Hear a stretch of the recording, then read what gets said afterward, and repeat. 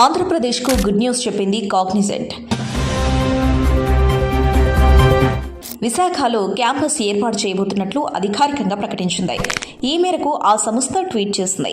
విశాఖలోని కాపులపాడలో 22 ఎకరాల్లో క్యాంపస్ ఏర్పాటు చేయనున్నట్లు కాగ్నిజెంట్ ప్రకటించింది. నూతన క్యాంపస్తో సుమారు 8,000 మందికి ఉద్యోగ అవకాశాలు లభిస్తాయని కాగ్నిజెంట్ తెలిపింది. ఏఐ, డిజిటల్ ట్రాన్స్ఫర్మేషన్ రంగంలో ఉద్యోగాలు వస్తాయని స్పష్టం చేసింది.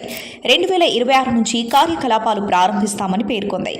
కంపెనీ విస్తరణకు సహకరించిన సీఎం చంద్రబాబు, మంత్రి నారా లోకేష్ కు కృతజ్ఞతలు తెలిపింది. కాగ్నిజెంట్ ట్వీట్ పై స్పందించారు మంత్రి నారా లోకేష్. విశాఖను ఎంచుకున్నందుకు కాగ్నిజెంట్ కు కృతజ్ఞతలు తెలిపారు లోకేష్. ఇది కేవలం ఇన్వెస్ట్మెంట్ మాత్రమే కాదన్నారు లోకేష్. ఏపీ యువతలో కాన్ఫిడెన్స్ ను పెంచుతుందన్నారు.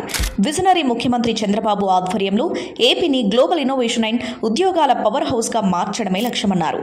ఏపీ అభివృద్ధికి కలిసి పనిచేద్దామని కాగ్నిజెంట్ కు పిలుపునిచ్చారు లోకేష్.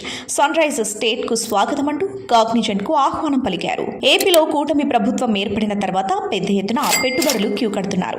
ప్రధానంగా విశాఖను ఆంధ్రప్రదేశ్ ఐటీ రాజధానిగా మార్చేందుకు కూటమి ప్రభుత్వం చర్యలు తీసుకుంటుంది. ఇప్పటికే టీసీఎస్ విశాఖలో తన క్యాంపస్ ను విస్తరించేందుకు ఒప్పందం కుదుర్చుకుంది. ఇందులో భాగంగా ఐటీ హిల్ నెంబర్ 3 దగ్గర టీసీఎస్ కు 21.16 ఎకరాల భూమిని ఎకరానికి 99 పైసల చొప్పున కేటాయించారు. టీసీఎస్ 1,370 కోట్ల పెట్టుబడితో 12,000 నుంచి 15,000 ఉద్యోగాలను సృష్టిస్తుందని అంచనా.